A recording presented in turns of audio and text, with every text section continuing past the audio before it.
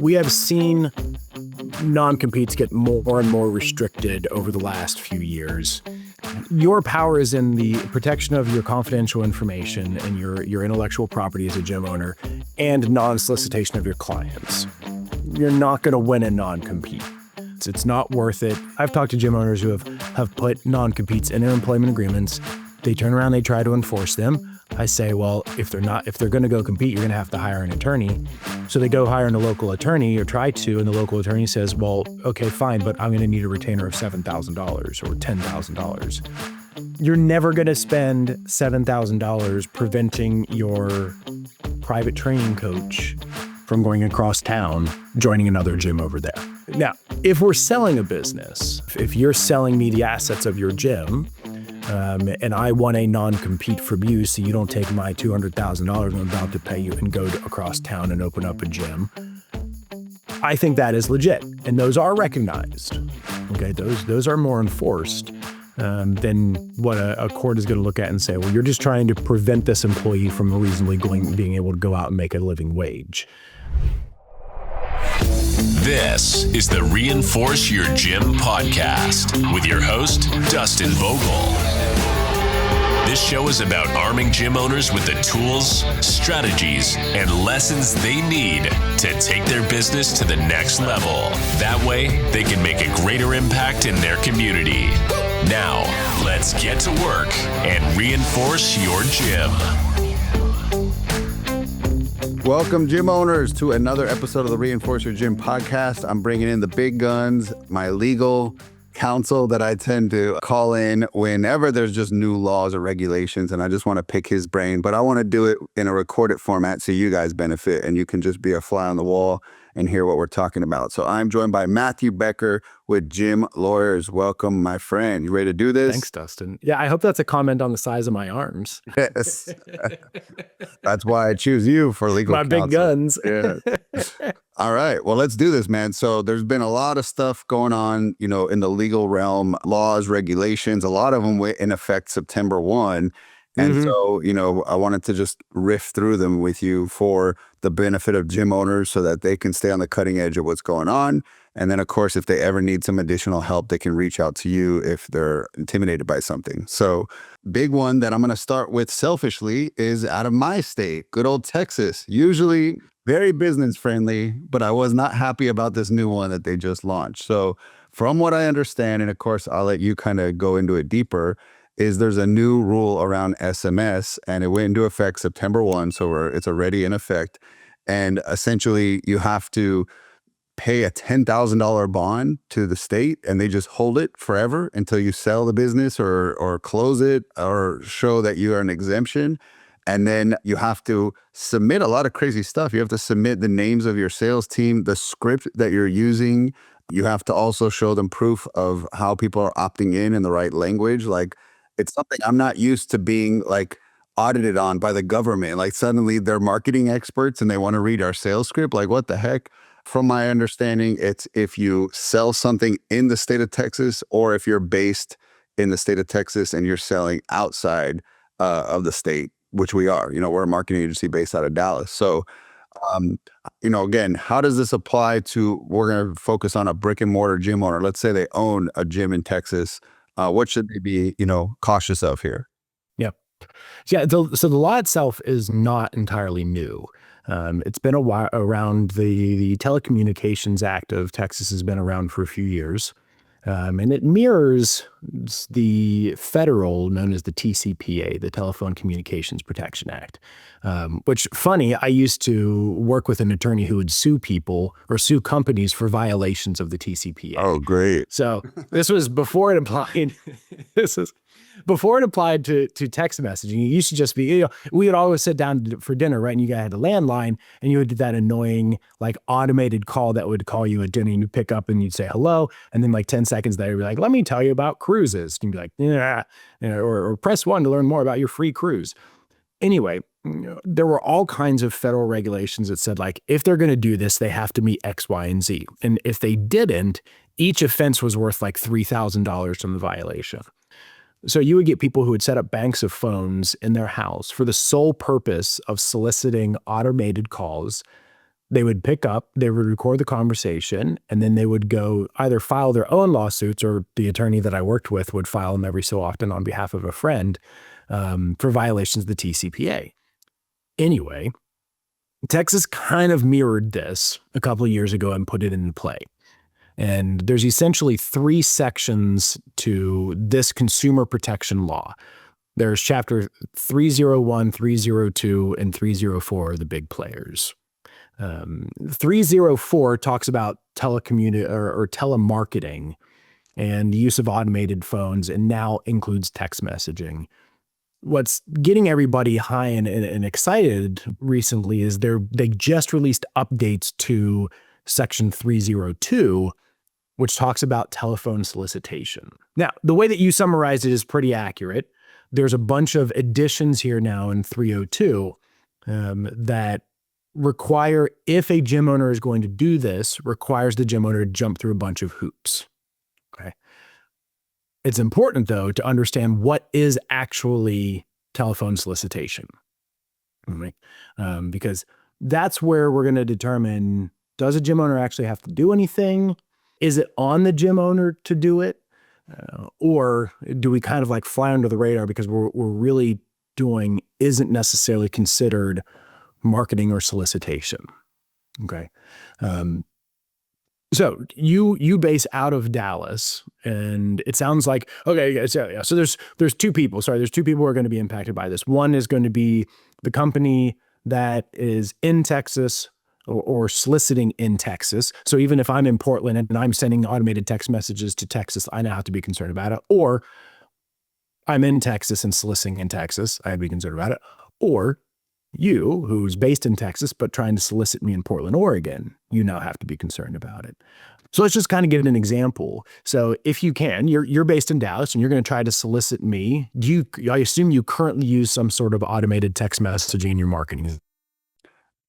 Yes, it is automated, but there is like a consent, like I consent to SMS, messages from this company type of opt-in.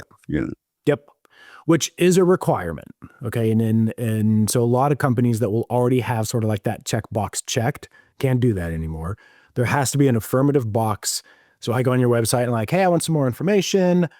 I now have to click to say, I consent to receive text messages from your company. Assume for a second I'm a brand new client and I submit that and I hit enter. At what point, Dustin, do I then get a text message? Is it right away? Yeah. First one's going to be within 60 seconds. And do you know what it says? Hey, this is Dustin with Gym Reinforcement. We received your information. Our team will reach out soon with more details about our programs and pricing. Okay. So and that reply stop if you do not want any more text. That's like, yep. No. Yeah. Yep. You've got to have that. But that alone does not fall within the telephone solicitation definition. So if it's just something like that, it's not just an automated text message. It's an automated text message that tries to get the receiver, me, to purchase something, rent something, make a claim on something, or receive something. So if it's like, hey, Matt, this is Dustin, reply now and you can buy our service for 10% off. So it's like that's a direct offer. You're like selling something directly. Okay. That's right. Got it. Rent, we don't really need to talk about that. Okay. That's just to protect against like those giant renting companies that are blasting people with because they like created a Zillow account. Claim, we're kind of on a fence here. So after that initial text message, do you ever send one to me that says, make sure you reply now or head to this link in order to claim your free intro or claim your free discovery call with us? Does it ever say anything like that? No, and I'll talk about, our company and the way we coach it. It pretty much continues on with just discovery questions. We're really after a response. So it's like, hey, so that one we call out, it's an automation. Like this is an automation. Team will reach out to the next one. We will change like, hey, now it's Wendy. And I looked at your form and it looks like a good fit. By the way, what's your main fitness goal? And so it's still meant to be very casual and conversational. Right. And so none of those, and we have no guidance on what is or isn't really considered. All we know is it's a purchase, rent, claim, or receive of an item. But unlikely that that's going to rise to a level of a solicitation, because you're not trying to solicit anybody to sell anything. Where a gym owner might walk a fine line on something like this is if it's, hey, Dustin, I just saw that you submitted your information onto our website. Thanks. Click this link in order to claim your free intro with me. Might be. Okay. You're not asking for any money. Okay. So you have that argument, but you are trying to solicit somebody to take an action to claim something that ultimately could lead to them being sold. As long as you're not selling over text, as long as you're then not trying to solicit them in a phone call to sell over the phone call, but you're just trying to solicit them to come into your space to sell within a space, you have a better argument that this is not technically a telephone solicitation. But it's important to understand, because you're right, people are like, I can't send text messages anymore. Pump the brakes on it for a second. It's not entirely accurate. It's the contents of that text message that are going to make the difference. Yes. Well, that's the collective sound of thousands of gym owners having a sigh of relief that they do not have to send $10,000 for no reason to Texas. So guys, again, give a shout out to Matthew for setting us straight. There's other things to consider. They put guidelines of times. You can only send between 9 and 9 Monday through Friday, and then you can't send till noon on a Sunday. So again, it's really important if you're doing business in Texas to think about these things. And I guess I'm just curious, do you see other states following suit? Do you think this is just like this state only type of thing? Or do you think we should keep an eye on it because it's eventually going to spread? What's your take on that? Yeah, again, the federal one already exists. Okay, so this was very similar to, if you remember, not quite a year ago with the FTC click to cancel. And I think you and I maybe even have talked about that, but everybody kind of got really excited about, is this just going to allow gym clients to cancel their membership at any time for any reason? And we spent about a good 6 months concerned about whether or not the click to cancel was actually going to go into implementation.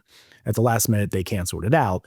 And a lot of my language around that was like, yes, we're concerned about this on a federal level, but certain states have already made plans or have implemented their own click to cancel. So you still have to be worried about it. This is sort of like the opposite. We can all look at this and be like, well, it's just Texas.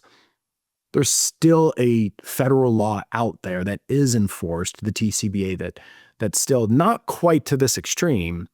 This takes it a little bit further, but still places some restrictions on text messaging. And they just updated that back in February, March. So we still have to be concerned about it from a federal level. Yes, Texas seems to be the front runner here in providing additional state protection. That one, like you, kind of surprised me. I would have expected it to come out of California, but it came out of Texas. And yeah, I haven't heard any murmurs of it anywhere else, but I wouldn't be surprised if, like California, Washington, New York, if those guys kind of jump on board, we may see this in the near future. Absolutely. Okay. Well, that's all fine and dandy. Again, as you guys, we should have probably said at the beginning, this is not legal advice. We're just it's true. I forgot my own disclaimer. Yes. But again, if you guys need help on this, especially my Texas gym owners, I would definitely reach out to Matt because he can help you with this. So let's kind of move to another one that is at the tip of everyone's tongue, and that is non-competes. And so it's very real. The longer you're in business, it's very likely you will have a trainer that will take your clients and maybe go open a gym across the street.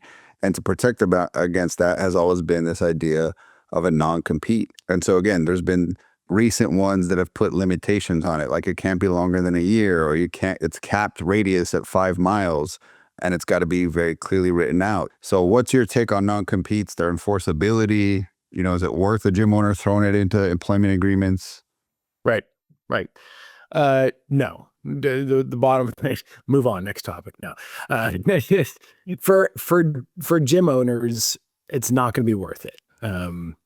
And we have seen non-competes get more and more restricted over the last few years. We even, like, again, FTC tried a little bit over a year ago to almost completely nullify non-competes altogether. They got sued and locked up in appeals court.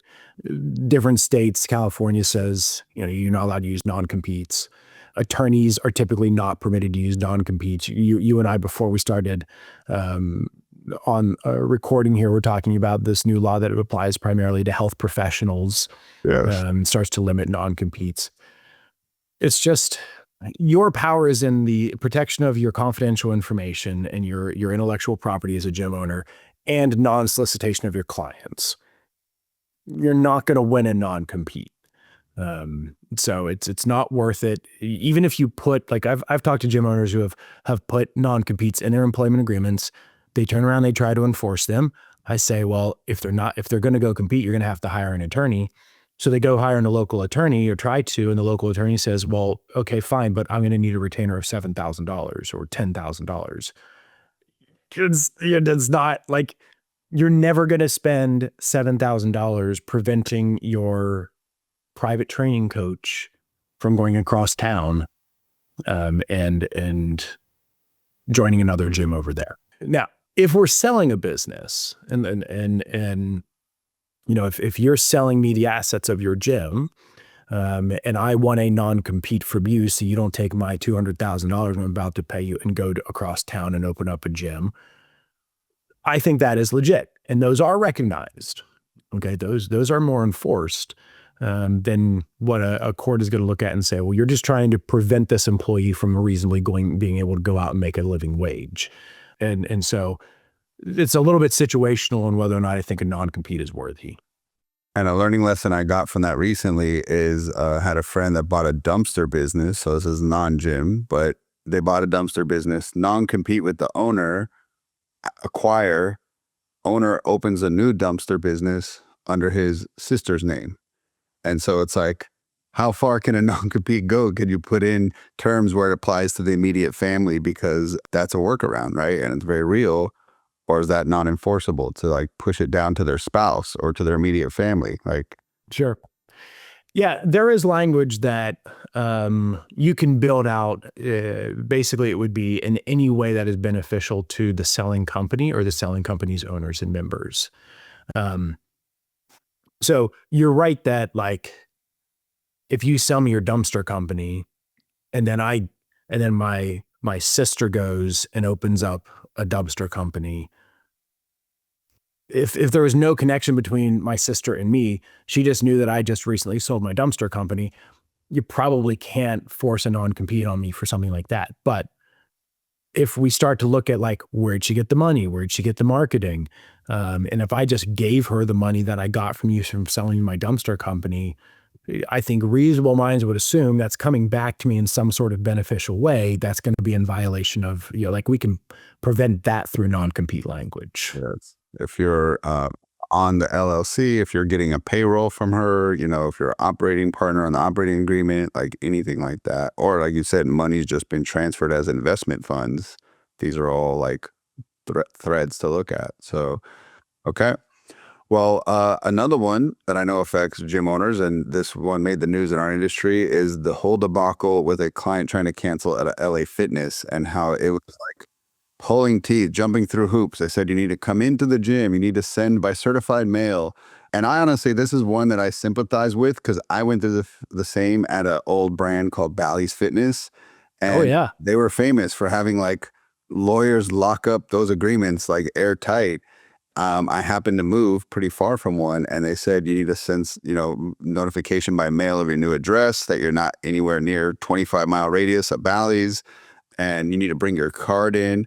Well, the thing that happened was, your scan card. So I did all these things, but all three of them went to a different person, and nobody's in charge of bringing these things together. So I sent to their headquarters my proof of new address, and then I walk in and I hand the manager my key card, and then I verbally tell a staff member I'm canceling. No one's being the ringleader of these three people. And, I end up going to collections and having to get a settlement for wanting to cancel on year, I think, like 1.5 for this 3-year thing. So it sounds like this person had a similar situation at LA Fitness, is that, again, they were having them jump through hoops and then they end up going after them and, I think filing a lawsuit. So what's your take on these types of cancellation, issues we're seeing, and what should we be mindful of, and how simple, but also as a coach, you kind of want to add a little friction. You don't want people to just give up on their fitness. So you're kind of stuck in this middle ground, is I don't want to get in legal trouble, but I also want to be a good coach and hold people accountable when they want to quit. So like, where's that happy medium? Yeah. Yeah. So let's just, generally speaking, as far as cancellations are concerned, if you are trying to lock your members in, if you're trying to like catch them for one last payment after they cancel, if it's all about just trying to get the money off of the client, you're likely going to be violating some sort of consumer protection law because they're out there designed in order to protect the consumer against this sort of stuff. If we look at, almost every state has some version of what's called a Health Club Act. Okay. If, you and I think, have talked about this when it comes to memberships. I've talked about it with other podcasters. And then that's where the Bally's of the past is where those Health Clubs Act started to come from, of saying like, you have to give them an automatic right to cancel, 3 days, 5 days after they purchase. If they move 25 miles away, you have to give them the automatic right to cancel. You can't lock them in. If you're going to make them sign a year-long contract, you also have to register with the state, post a surety bond stuff. And that was all designed to protect people like you who get locked in these contracts that they cannot get out of. Once we create a law, there are obviously attorneys who are going to figure out where the loopholes are in those laws. And that's what brought us up to the current situation, like this one with LA Fitness, which was in large part the impetus for the federal click to cancel rule last year, not necessarily designed at gyms, but necessarily designed at companies that make it very difficult to cancel some sort of subscription-based service. And we're seeing more and more these laws swaying into the favor of the consumer, making it harder for business owners to really force somebody to continue to pay for some sort of subscription-based service. And I think it's just going to continue to get quote unquote worse before it gets better from the gym owner's perspective. LA, being in California, yeah, the federal FTC got shut down, but there's a number of states who have popped up, California being one of them, who basically now have their own click to cancel within the state. I can't remember the other one. It was Montana, Missouri, Wisconsin. So it was somewhere in there. They also have a click to cancel now that is really similar to the federal one. And so we are seeing what I understand, the click to cancel, like it's basically like following the frictionless ability to sign up kind of needs to match the effort to cancel. Like if there's 2 steps to sign up, there's 2 steps to cancel. You can't have like this completely, off key type of relationship where it's 2 steps to sign up and 10 to cancel. That feels like, again, not customer protected, right? Yeah, I mean, from a broad-based, that's a fair understanding of it. If I can sign up online, I should be able to cancel online. That doesn't mean having to go in and drop off my key and send my new address to corporate and do whatever else you had to do in order to cancel at Bally's. That means if I could go through Bally's website and sign up, I can go through Bally's website to cancel. California will say things like, whatever means the person can sign up through, whether it's email, website, telephone, walk-in, you have to provide just as many as abilities for them to cancel. So if I can call your gym and sign up, I should be able to call your gym and cancel. And there's no jumping through hoops or anything. I call and say, hey, Dustin, effective today, cancel my membership. You have to go into the system and say, okay, maybe I would still enforce a 30-day notice to cancel. That's unclear about that, but you have to recognize my request to cancel as of today. Yes. And that's how I did my cancel policy, is 30-day notice. And I think more and more gyms are trending to month, flexible memberships, month, 30-day notice. And so, I guess there's so much energy around locking people in and really, making sure that people are, not going anywhere, but in the agreement. But I would argue just make them want to stay. Make the customer experience so good that that doesn't enter their mind. Like at that point, they're signaling to you they're unhappy as a customer in some way or another. Obviously, there's outside circumstances. They move, they have financial hardship. But if it's all about the service and the results, I would spend more time on that than trying to like finagle your wording and making your memberships airtight. Just make your product better. Yeah. Like, Yeah, it's yeah. So you see, your position is, make it so they don't want to cancel. Don't try to make it impossible for them to cancel. And I'll say something very similar as far as chargebacks are concerned.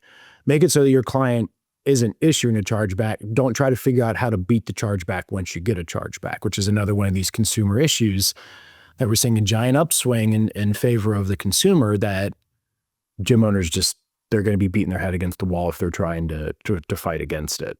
Yeah. And because I operate that way, I often had return clients, and I think it's they didn't leave, on bad terms, where it's like, after I went through what I did with Bally's, or this lady went through at LA Fitness, do you think they're ever going to return? And if anything, they're going to go online and they're going to blast you. And that's what she did. And it went viral, and I'm sure it hurt them, and so that's the things to think about, is like, is it worth what one angry customer could do to you, and how much venom they'll bring to the situation? Like, it's not, right? Move on. Yeah. What's that 1-star review on Google really worth for you? Hey, gym owners, let's face it, you probably don't love digital marketing. You probably don't want to go into Facebook and load the ad up and think of ad copy and creatives and optimize it daily. Well, hand that over to me and my team, because we're geeks about marketing and we want to flood your gym with new members so you can change their life. Let us do what we do best. All right, go to gymreinforcements.com, book a call. Don't bring the credit card. It's not a hard pitch. It's just a conversation to see if we're a good fit. Talk soon. All right, well, there's another one that's more in the proposal stage. It's not necessarily law or regulation, but I think it's pretty exciting, for gym owners. And that's if this proposal passes, which is to expand HSA and FSA for physical activity and gym expenses. So that's health savings accounts, and basically allowing people to do those accounts funds and applying it to a gym membership, fitness classes, or even possibly personal training. And so that's cool, because people have not been able to do that ever before. And that would be a major change, and another source of allowing people to sign up without using, hey, budget's a constraint, because now you can tap into this. So for those that don't know, what is a health savings account? Who has access to these funds, and who would it really cater to be able to use these funds to sign up at a gym?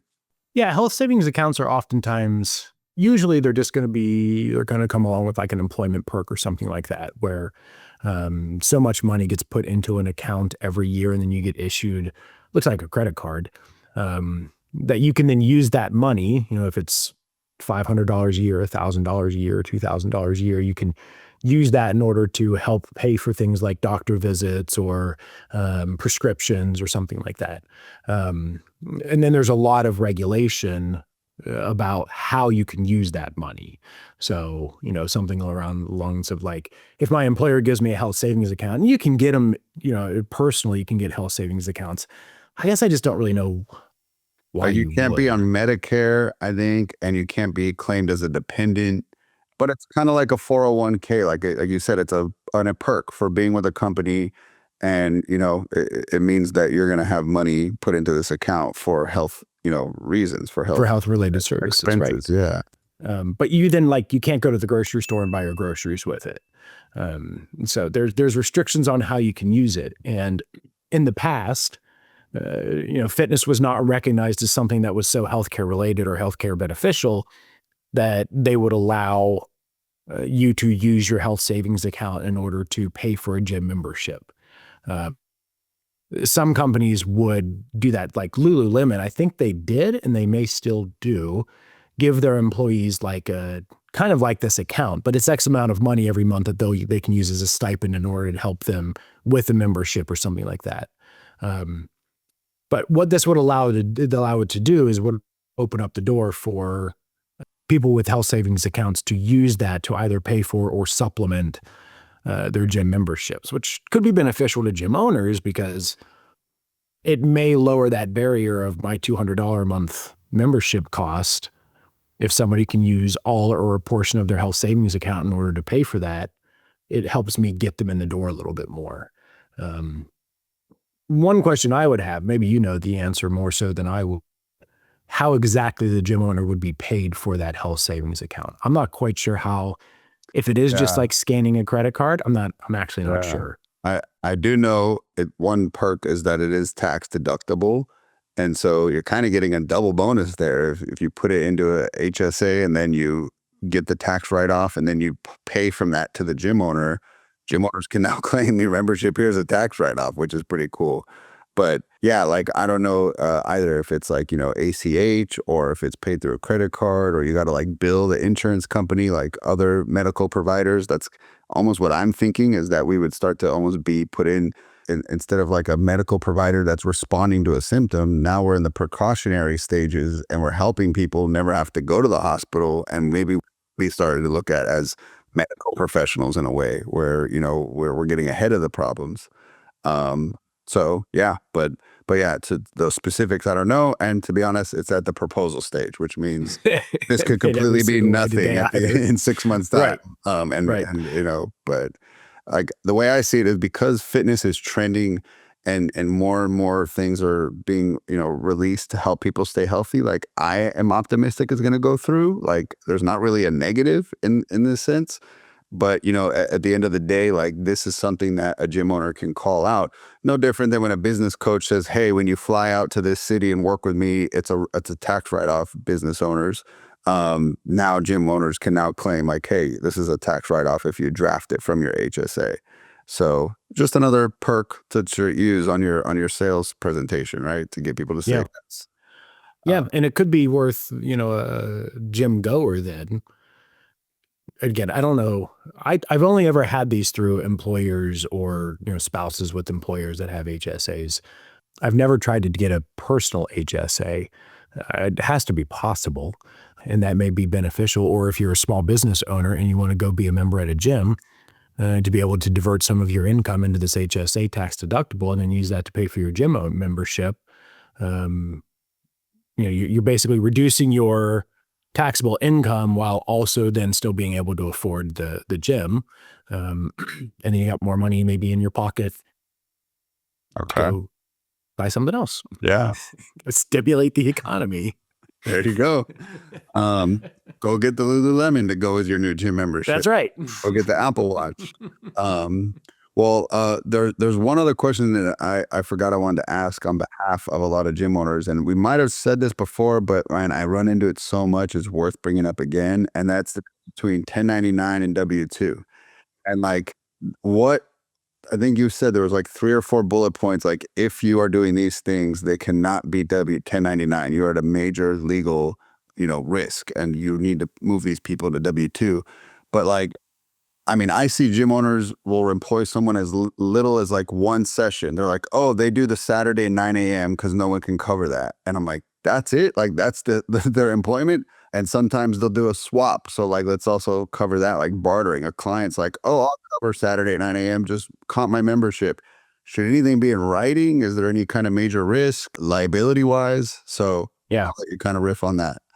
Yeah. How much time do you have? I gave a lecture about this at a conference back in June.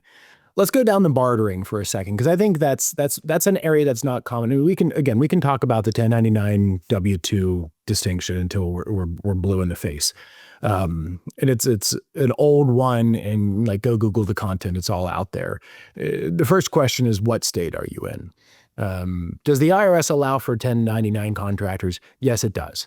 Okay. Just, you're going to be on the swinging pendulum of how much control are you exhibiting. If you give them benefits, if you pay them a salary, if you give them time off, if you pay for the certifications, they're automatically employees. You've lost the argument to the IRS before you even started.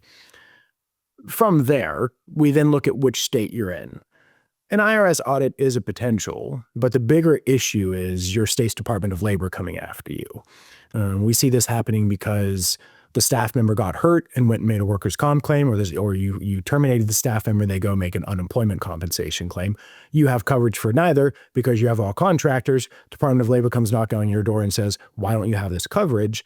That's the bigger problem. If you're in a state that has a common law or a hybrid type of test, you can likely, like Texas, you can likely get away with contractors. Okay. If you're in a state like California, Washington, New York, New Jersey, that apply what's called the ABC test, you're almost always going to lose the independent contractor argument, and they will automatically be employees. And I can go down the rabbit hole of why that is, but let's talk about bartering for a second. You come into my gym, you work 4 hours a week for me as a contractor, I give you a free membership. What's the problem there? Well, the potential problem there is if you ever get audited, or if I ever get audited as the gym owner, I am receiving a service from you and technically giving you a value back. The value does not come in actual monetary value. It comes in you getting to save $200 a month from your gym membership.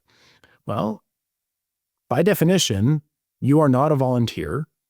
And if you're not a volunteer, you're either a contractor or an employee. There's only 3 categories. And so because I'm giving you something of value in exchange for the service that you're giving me, you're not a volunteer. So you're now either an independent contractor or you're an employee. If you're an independent contractor, well, by the time that you've realized $600 of value from the free memberships that I'm providing you for the 4 hours a week of training that you're giving me, I now owe you a 1099. In which case, the gym owner is going to say, well, I'm not going to make them an employee because I'm not paying them. And I don't want to have to how do I match their federal contribution if I'm not paying you? Well, okay, but now we're in California, we're in Washington State, we're in New Jersey, where you can't have independent contractors in the fitness industry, except for a very small exception. And so if you're doing that and you're working those 4 hours for me in exchange for a free membership, you're an employee.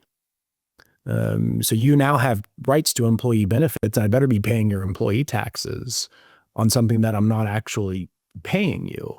So it opens a whole can of worms, and you really do need something in writing, but you've got to categorize the person as either a contractor or an employee.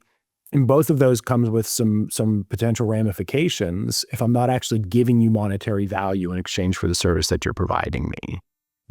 Okay.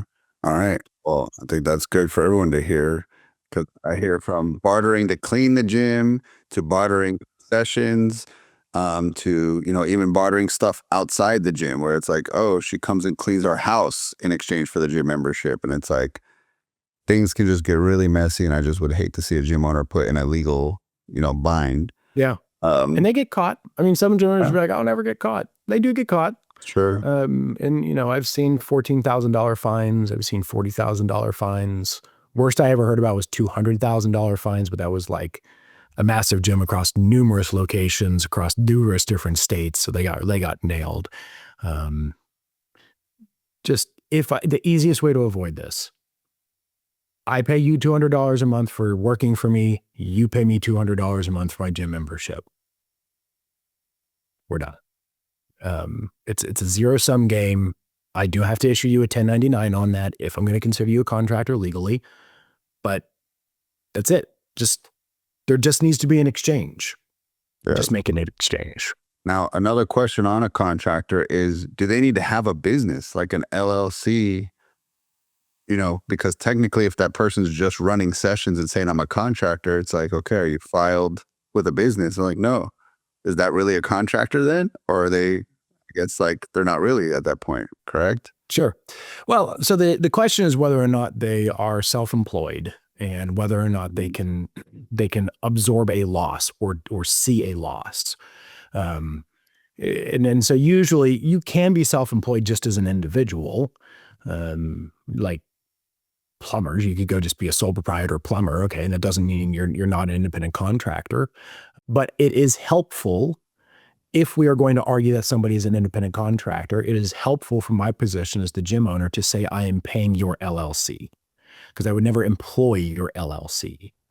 And in ABC states, that's one of the questions. And then the states that provide for a hybrid, that's going to be one of the questions, is whether or not you actually have, as the contractor, whether or not you actually have your own legal entity.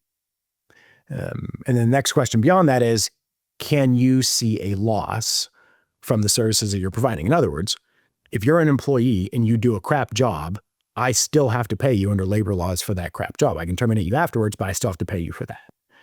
If you're a contractor and you do a crap job, I don't have to pay you for that. So you can see a loss from the work that you provide. Okay. Because we've talked about this, I think, on a past episode, is like the definition of them not being a contractor is you are controlling when they work, where they work, and how they work. You're literally telling them what to do. So if you look at it, you're like, I need you on Saturday at 9 a.m. and you're going to wear my company shirt and you're going to run the sessions this way. They're an employee. They're not a contractor. You're literally telling them.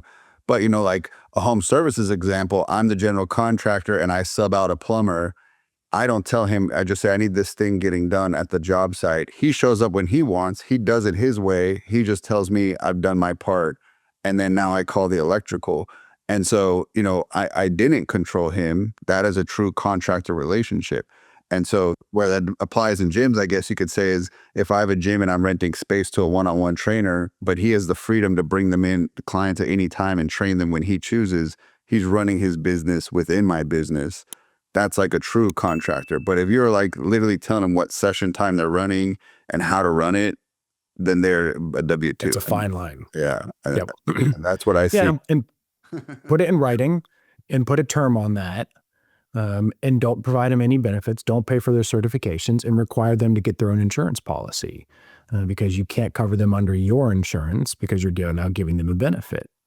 And so those are a couple really quick boxes to just check off to even put you in the realm of having a contractor, assuming you're in a state where you can get away with contractors. Love it. All right. Well, Matt, we're going to wrap up here. Thank you. You've been so giving with all your knowledge as always. Oh, thanks. If any gym owners need help with legal related items, what should they, how could they get a hold of you? And then like anything you got going on in your world that you care to share? Sure. Yeah. Just go to gymlawyers.com. That's going to be the easiest way to reach out. There's calls to action all over the website. If you go to the contact page, you'll find my cell phone and my email address. So if you go to the website and you can't figure out how to get a hold of me, then I've got a problem because I think it's pretty easy. So, but that really is the best way. If you just put in your contact information, any of the calls to action, you'll be forwarded immediately to my scheduling calendar. You can grab 45 minutes. And I'm sure it's all legally compliant too. So there you go. Of course. Yeah. All right. Well, we'll let you get out of here. Thank you, Matt. Appreciate you. And again, gym owners, if you need help, reach out to him. He's the best in the biz. Thanks. Gym owners, I don't want you to have the reputation in town as the gym that doesn't call people back. All right. We know it's critical when someone's finally made a decision to get healthy and fit that we get to them as quickly as possible. This can be solved by plugging in our remote sales reps, okay? It's not AI, it's not a bot, it's a real human that's working on your leads, the new ones that come in from your ads and the old leads in your database. And they're there to qualify the leads, to ask them discovery questions and to make sure they're a good fit. And then their job is to move them forward in your sales process so that you get more members month over month. All right, if you want to learn about our remote sales reps, go ahead and go to gymreinforcements.com, book a call, and we'll tell you more about it. See you then.